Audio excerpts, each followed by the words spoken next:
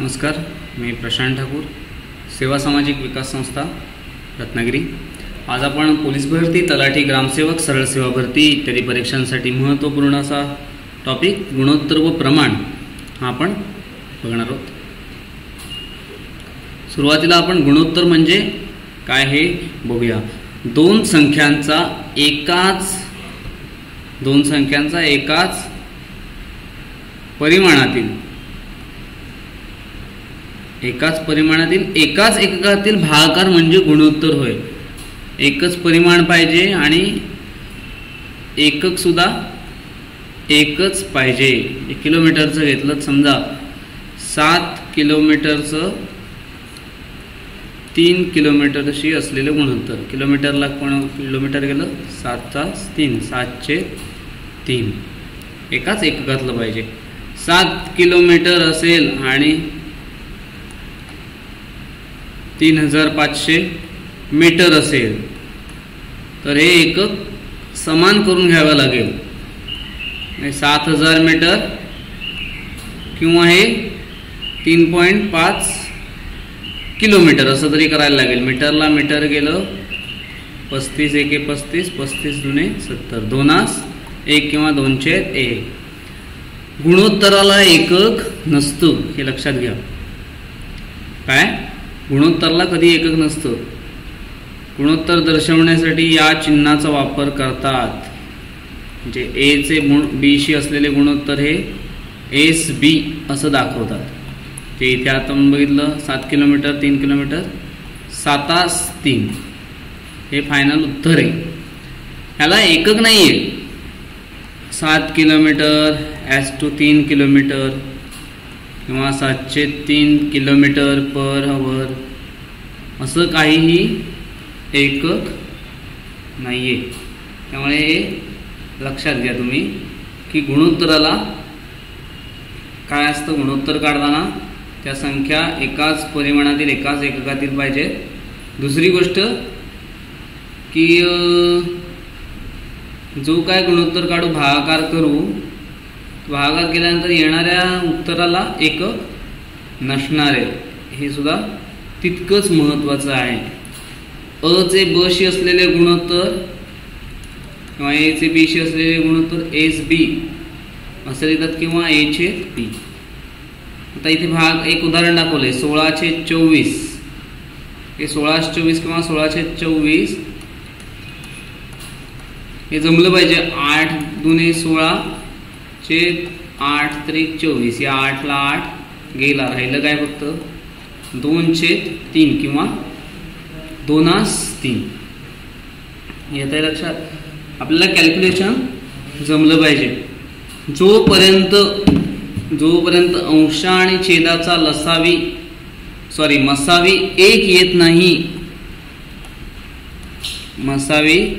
एक येत नाही तोपर्यंत हे काम करत राहायचं।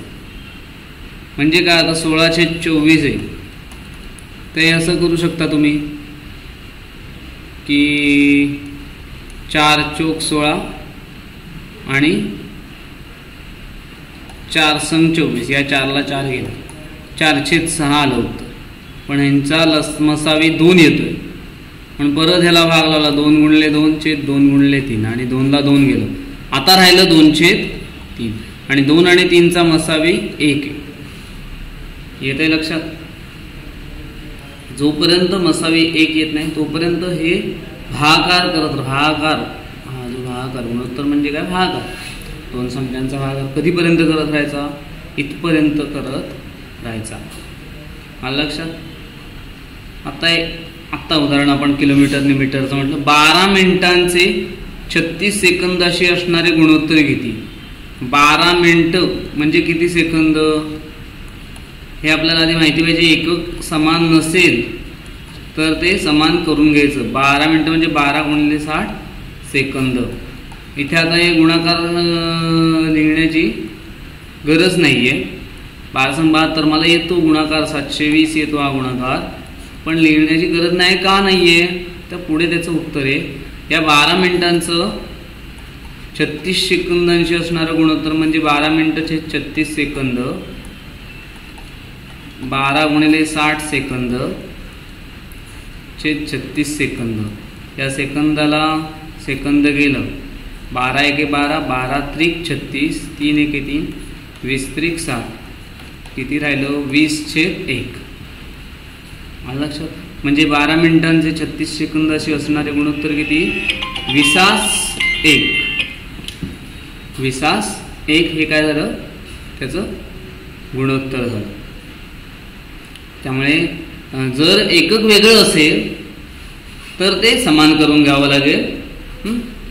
जे खूप महत्त्वाचं आहे की म्हटलंय गुणोत्तर म्हणजे काय, एकाच एककातील पाहिजे. समजा एकक नसेल समान तर ते एकत्र एकक करून घ्यावं लागेल. हे झालं गुणोत्तराचं. असे आपण खूप सारे उदाहरणं गुणोत्तर काढू शकतो. मला असं वाटतं की तुम्हाला भागाकार येतोय, त्यामुळे आपण फार गुणोत्तर काढण्याच्या मागे जाऊया नका. प्रॉब्लेममध्ये त्याचा आपल्याला सराव होईल.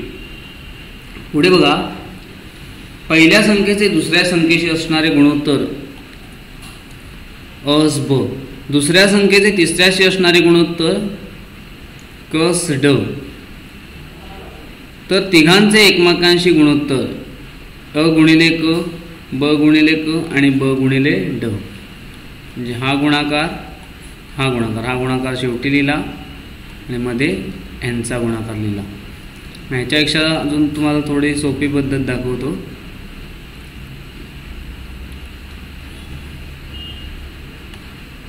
इथे 3 भाग केले तिघांचे. इथे अ ब आहे, इथे क ड आहे. हा ब पुढे घ्यायचा, हा क मागे घ्यायचा. इथे अ आणि क चा गुणाकार अ गुणिले क. इथे ब आणि क चा गुणाकार आणि इथे ब आणि ड चा गुणाकार. म्हणजे असा प्रश्न येतो, 3 संख्या आहेत ए बी सी. ए चे बी शी असणारे गुणोत्तर 3/5 आहे आणि बी चे सी शी असणारे गुणोत्तर 7/4 आहे.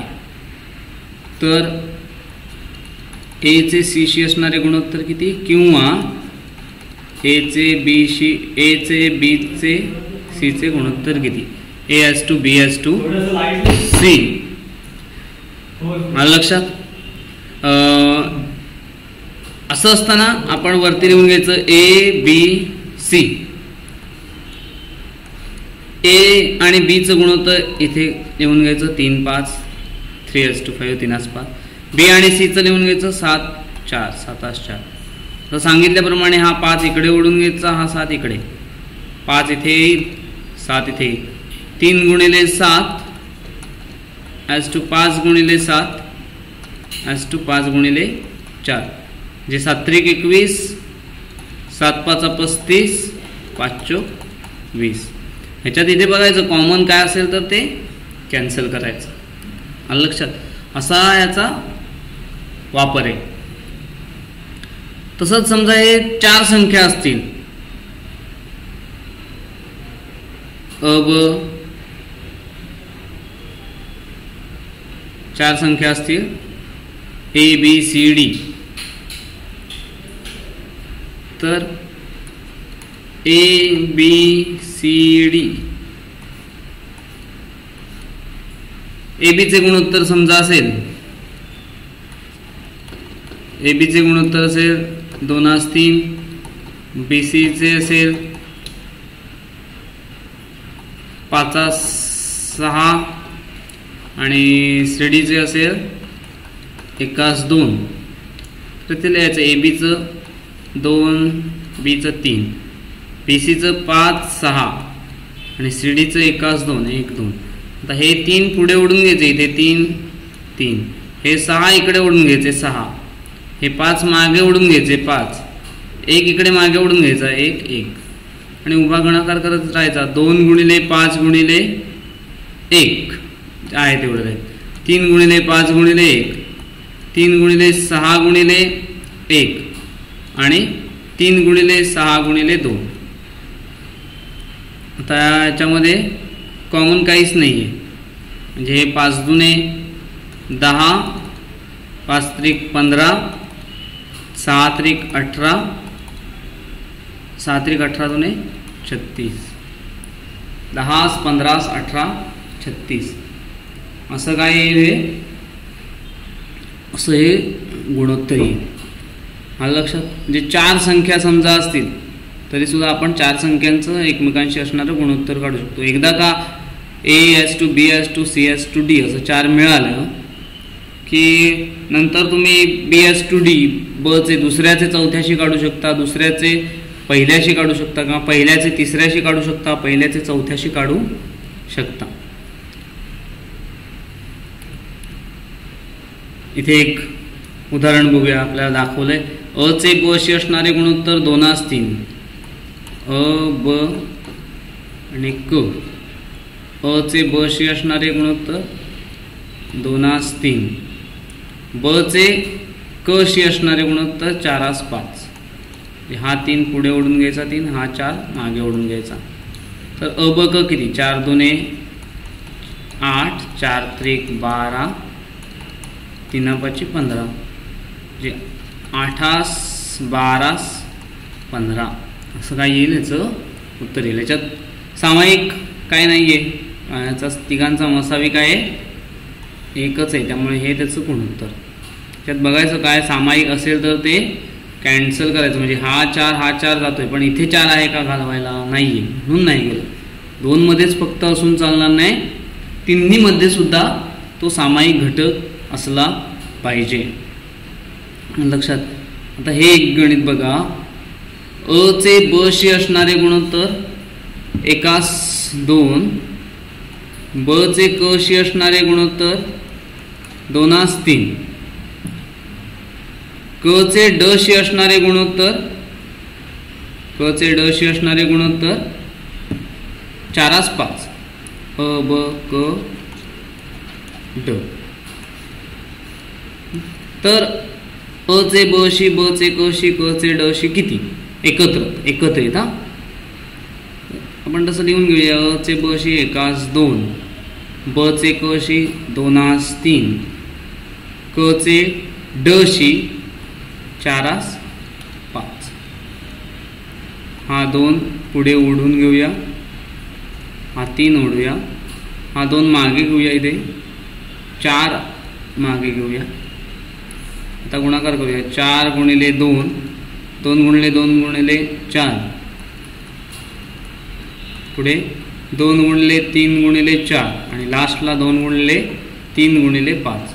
आता हा 2 सगळीकडचा कॅन्सल होईल, म्हणजे राहील फक्त 4, 8, 12, 15. म्हणजे 8, 12, 15 इथल्या आहे तसं आहे.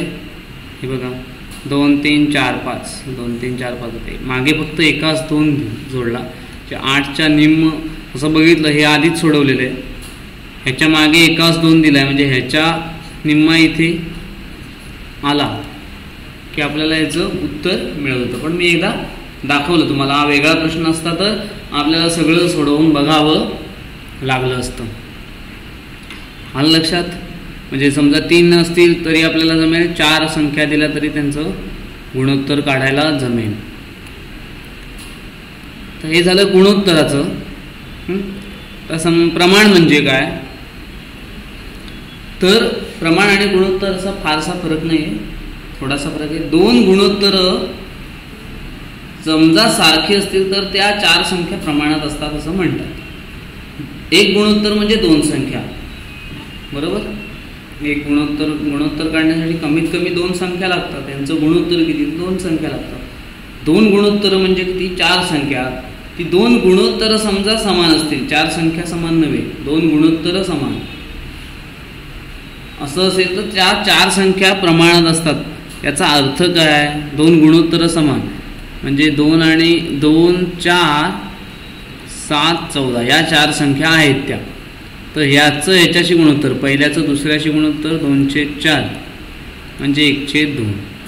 हां, आणि 7/14 म्हणजे सुद्धा 1/2च.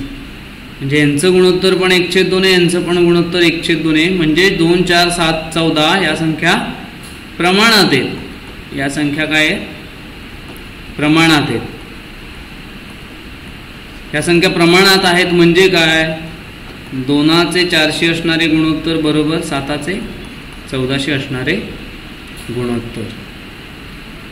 म्हणजे अ ॲज टू ब बरोबर क ॲज टू ड, किंवा ते कसं लिहितात, अ ब पुढे हे 4 डॉट लिहितात, हे प्रमाणात आहे.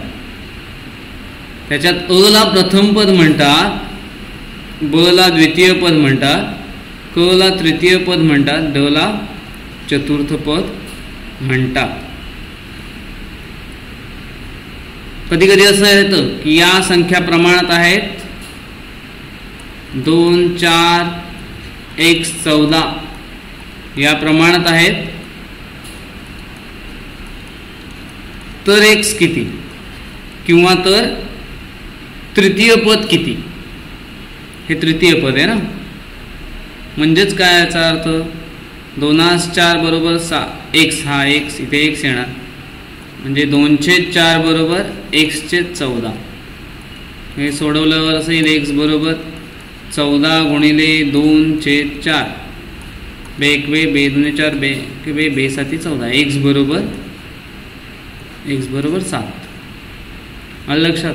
असं प्रथम पद विचारू शकतात, द्वितीय विचारू शकतात, तृतीय विचारू शकतात, किंवा चतुर्थ पद सुद्धा विचारू शकतात. ह्याच्या काही प्रॉपर्टी आहेत, ह्याच्या काही काय प्रॉपर्टी आहेत. प्रॉपर्टी म्हणजे त्यांचे गुणधर्म. या 4 संख्या प्रमाणात आहेत, तर त्यांचे गुणधर्म आहेत, जेणेकरून जे गुणधर्म वापरून आपल्याला काही गोष्टी सोडवता येतात. एकदा आपण ते हे बघूया, गुणधर्म एकदा आपण नजरेखालनं घालूया, किंवा इथे काही लिहून दिले नाही, दाखवतो, पटकन आपल्याला कळेल. जे डाव्या बाजूला होतं तेच आपण उजव्या बाजूला करू शकतो, असे या संबंधीचे ते गुणधर्म आहे. म्हणजे काय, समजा याचा अर्थ कळतो. या संख्या ABCD या संख्या प्रमाणात आहेत, म्हणजे AB चे गुणोत्तर CD एवढे आहे. तर ह्याच्यावरून आपण असं म्हणू शकतो, हा A/C, हा C इकडे आणला तो छेदस्थानी जाणार, आणि हा B तिकडे नेला तर तो अंशस्थानी जाणार, बरोबर, B/D. समजा हा D तिकडे नेला, B इकडे नेला, ह्याच्यावरनच, तर काय होईल, A गुणिले D बरोबर B गुणिले C. इथे सुद्धा C परत आहे तसा नेला, D इकडे आणला, B गुणिले C होईल, A गुणिले D होईल. हे व्यस्त केलं, उलट व्यस्त क्रिया, B/A बरोबर D/C. उलट केलं आपण, हा B वरती नेला, A खाली आणला, तर इकडे सुद्धा D वरती जाईल, C खाली येईल. A अधिक B/B असं असेल, तर इकडे सुद्धा काय होईल, C अधिक D/D. ही योग क्रिया आहे, आलं लक्षात. आणि A वजा B/B बरोबर C वजा D/D, ही वियोग क्रिया आहे. हे थोडक्यात सांगायचं काय, जे उजव्या बाजूला करतो आपण तेच डाव्या बाजूला होताना दिसतंय. हे बघा, इकडे उजव्या बाजूला अंशामध्ये छेद मिळवला, छेद आहे तसा ठेवला, अंश फक्त बदलला, काय केला, अंश आणि छेदाची बेरीज केली, तर तेच आपल्याला उजव्या बाजूला सुद्धा बघायला मिळतं. आलं लक्षात. हे झालं 4 संख्या प्रमाणात असतील तर. पण समजा 3 संख्या प्रमाणात असतील, असं आपण कधी म्हणू शकतो की 3 संख्या प्रमाणात आहेत. कधी अ चे ब शी असलेले गुणोत्तर व ब चे क शी असलेले गुणोत्तर समान असेल तर त्या 3 संख्या प्रमाणात आहेत असं म्हणतात.